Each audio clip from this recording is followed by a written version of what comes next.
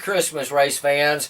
Welcome to my little show about motorsports I like to call the In the Pits Year-End Special with me, StockCar Scott, here on the YouTube for the holiday season just because I felt like it. So, where should I start? Oh, I changed my set here a little bit and the view from which I shoot the show as a nod to a favorite YouTube content provider. I hope you approve. But as you can see, all the In the Pits regulars are here. Godzilla, Little Godzilla, Alabama Bear, Billy the Squid, and of course Wilson the Volleyball, to remind me I am out on this island all by myself. Okay, back to this Christmas time In the Pits New Year's End special wrap-up. One thing I wanted to touch on in this holiday special was a gift suggestion to help wrap up your holiday giving.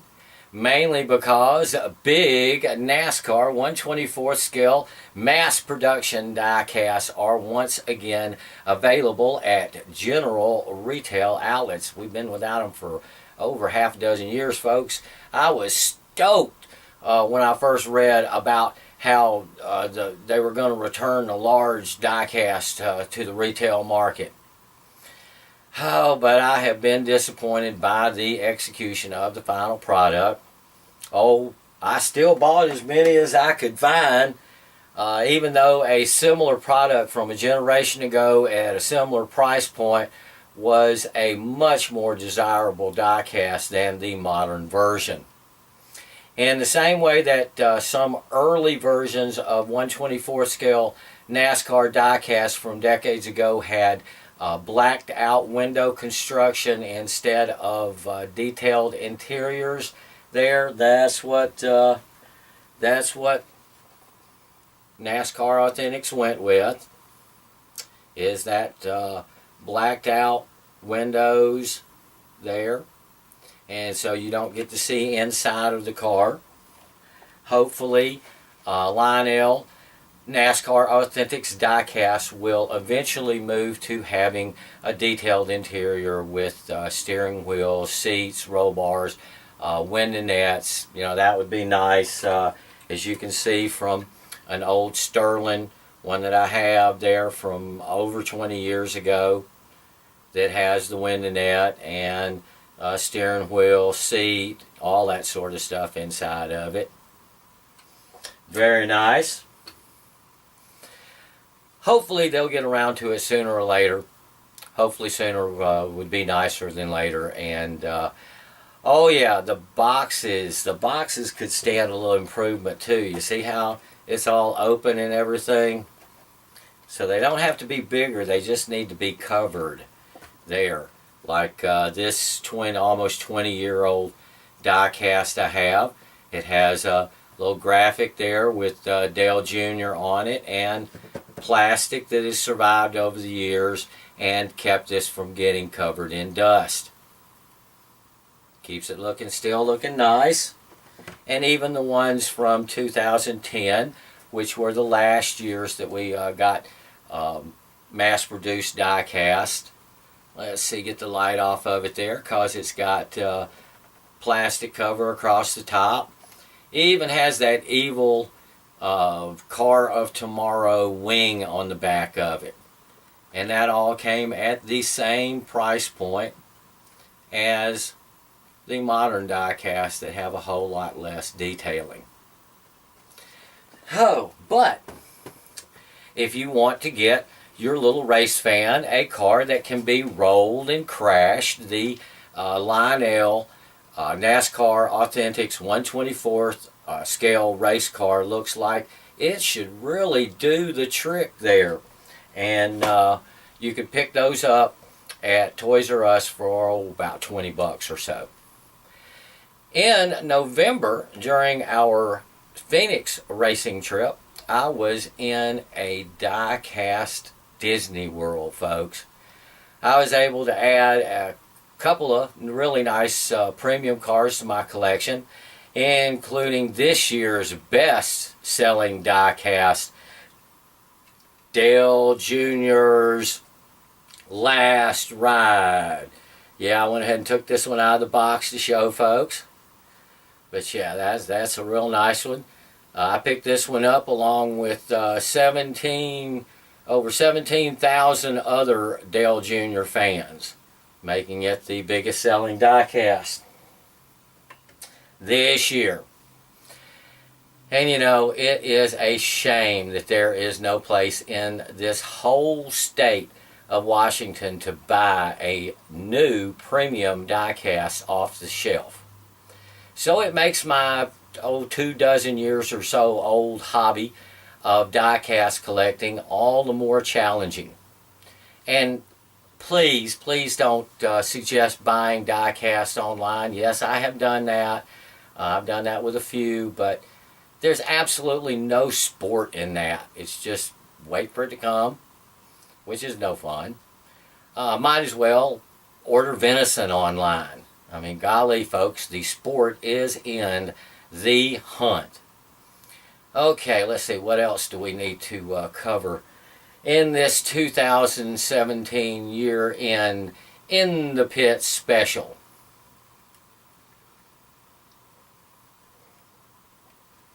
Well, let's see. In other racing stuff, I have decided, if you really care, you might not care, but I'm not going to pick a favorite driver, at least not at this time. Not anytime soon, if ever. You know, it was easy being a Sterling Marlin fan many years ago. He rarely said anything, so I never really had to worry too much about him saying something stupid about current affairs. That was, of course, in the days before Facebook and Twitter and even the internet. I mean, it was just something new back then. Oh, but being a Dale Jr. fan, it has never been really that easy being a fan of the most popular driver in NASCAR. Oh, now, it was easy finding Dale Jr. caps, shirts, jackets, die-cast, all sorts of stuff to show my fan loyalty. More so ever than finding Sterling Marlin stuff. Heck, I even have a 2004 Dale Earnhardt Jr. limited edition Chevrolet Monte Carlo SS. Yes, people, a car. But having to support or defend things Dale Jr. has begun to do and say off track, you know, and he does some really nice things, but then he gets on Twitter, and some of those things have begun to rub me the wrong way. And then he decides to go off and get himself married and retire. And you know, I was not even consulted. Nobody came, think you ought to retire? Anyway, so I'm just not going to have a favorite driver for a while. I will just be cheering for Chevrolet drivers in general, which became exponentially better this month with the announcement that Richard Petty Motorsports would be switching to the new Chevrolet Camaro with their new driver, Darrell Bubba Wallace Jr. from Mobile, Alabama. I am hoping for great things from my homeboy Bubba. His name just screams racing, folks. And then there's also Awesome Bill from Dawsonville's Kid, and Richard Childress's 2 grandsons in Chevys there, and the new California Kid. I can cheer for him, as well as Hendricks Motorsports' other 2 new drivers that they got there in Chevys. Plus Front Row Joe's kid will be moving up the ranks in a few years. So I am not hurting, folks, for young, good drivers in Chevy Camaros. And speaking of my 2004 Dale Earnhardt Jr. Monte Carlo, after putting its nose in where it didn't belong, I just got it back, all nice and new looking, from a shop recommended by many South Sound Speedway race fans. Everyone told me to take it to Aaron at Kent Collision, so I did. I was quite pleased with the finished product, although Aaron was in Mexico on vacation and probably did not work on my Chevrolet. Another hot end of the year driver story is there is no more Danicki. Well, it probably ate at Danica Patrick that the only way it seemed that she could make it into a NASCAR victory lane was as Ricky Stenhouse Jr.'s girlfriend. So that's over. Oh, let me get me another drink. Thank you. Keeps me going. Also, this week, the 1989 championship crew chief of the number 27 Rusty Wallace Kodiak Pontiac, and the crew chief for Kyle Petty's last Cup win at Dover in the number 42 Coors Light 1995 Pontiac, Barry Dodson, has passed. He was preceded in 1994 by both his teenage son and daughter, who were killed in an alcohol-caused crash. So don't drink and drive during the holidays so everyone makes it home to their families. Oh, well, let's continue with this In the Pits holiday theme special with the end of the year wrap up. Martin Truex Jr. won the first Monster Energy drink cup by winning everything. Kyle the Toad Busch came in second. Seems to think because Truex is winning all the time, maybe race fans will begin to boo Truex instead of him. You know, I got news for the Toad. People won't be booing Martin Truex Jr. because he is a good guy, while race fans will continue to boo the Toad because Kyle Busch is a jerk. When I was at Phoenix and the Snowball Derby, the loudest boos were during the Toad's introductions. Enough said.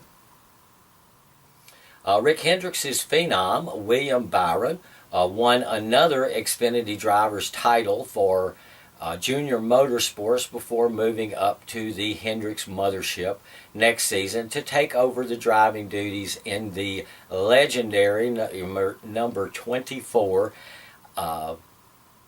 Exalta Chevrolet, as Chase Elliott moves to a Napa Hooters Camaro with the number 9 on it, like his daddy, Bill Elliott, made famous.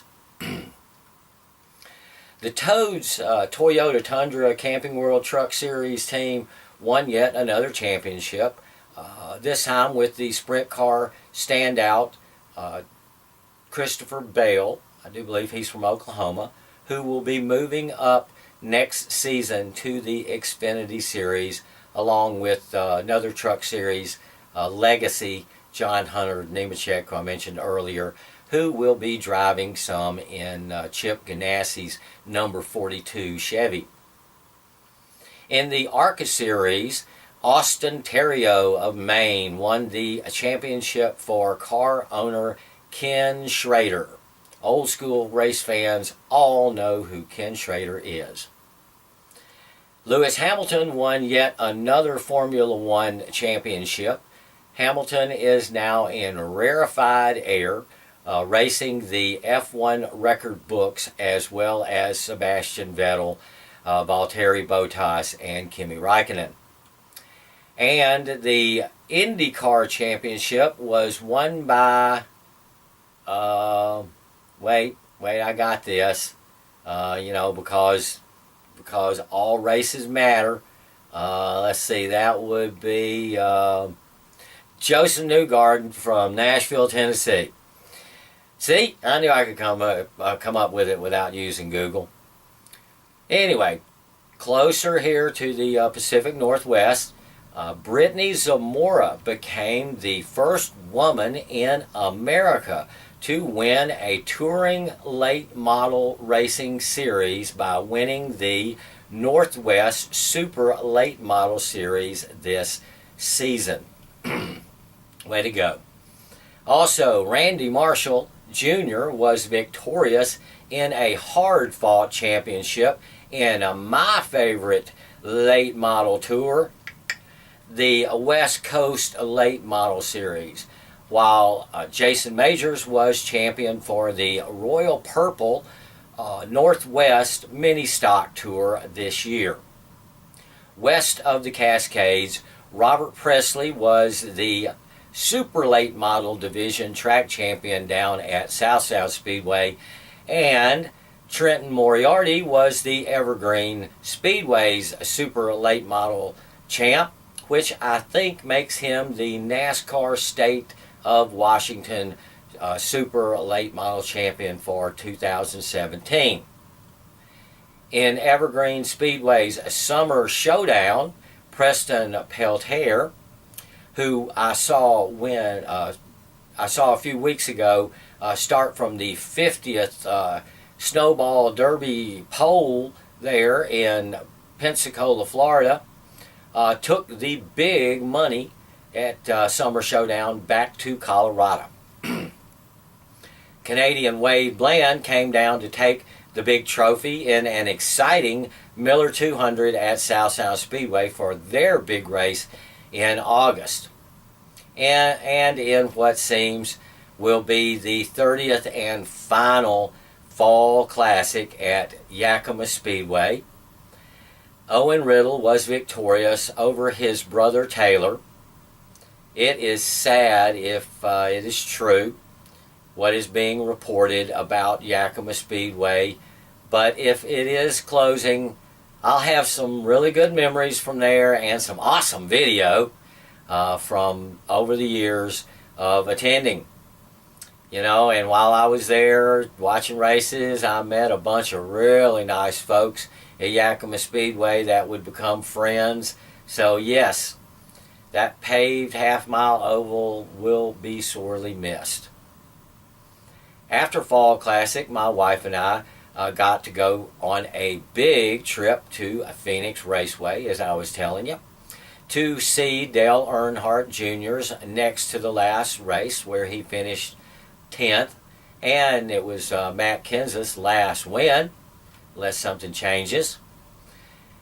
And it was a fun weekend of racing that, of course, had great weather. Lots of other Northwest race fans were at Phoenix for the races, but unfortunately I didn't get to see any of them except for on Facebook. But the major tragedy of the trip was losing my favorite number 88 hoodie before the Xfinity race as we toured in the pits.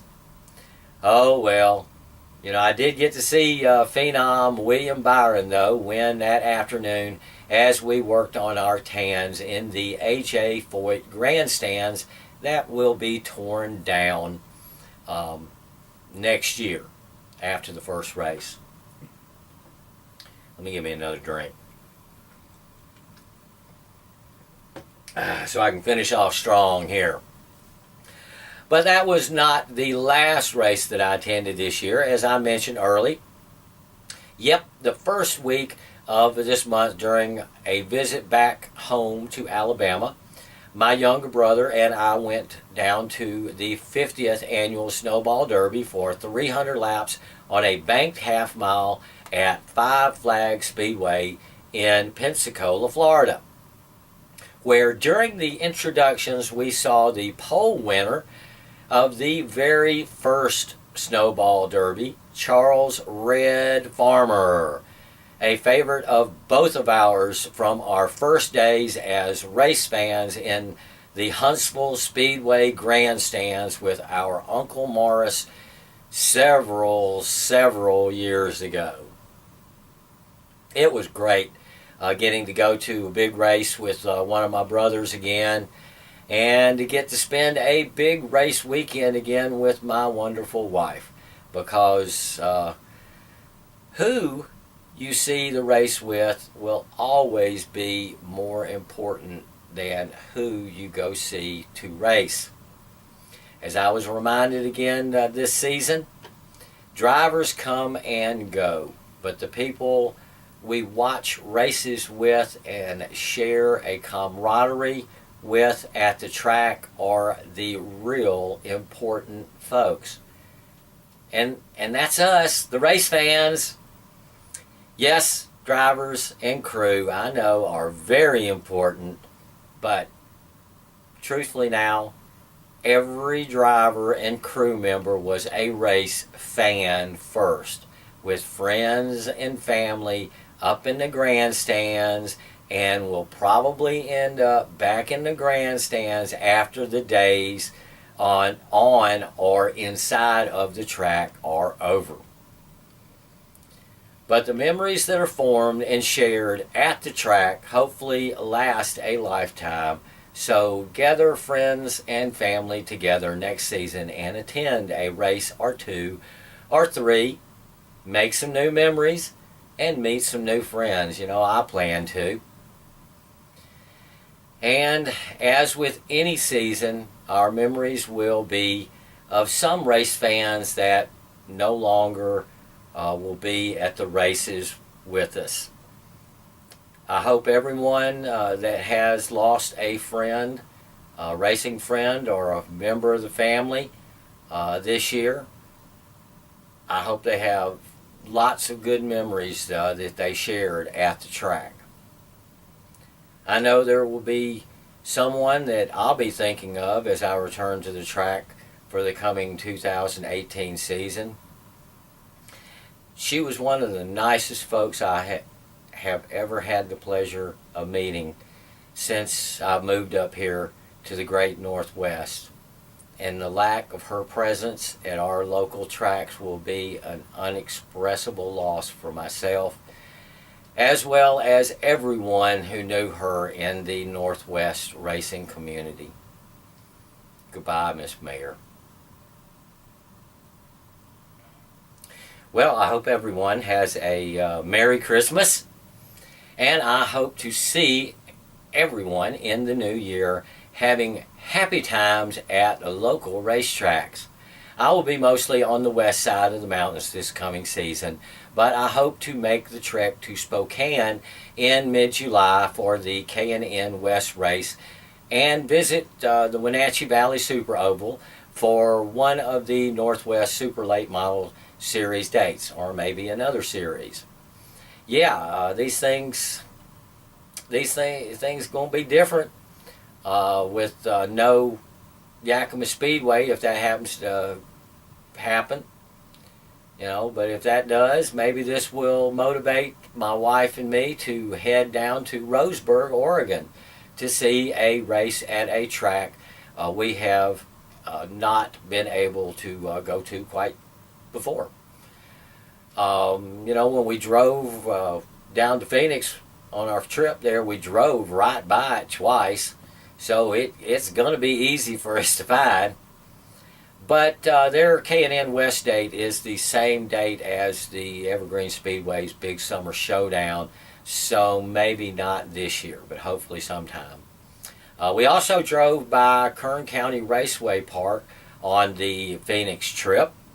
That looks like an absolutely great place for stock car racing, and I understand it is for sale. But even if I won Mega Millions tomorrow night, I would never buy anything in California except for the gasoline to get out of it. Besides, we're supposed to need passports to get into the Democratic Republic of California pretty soon.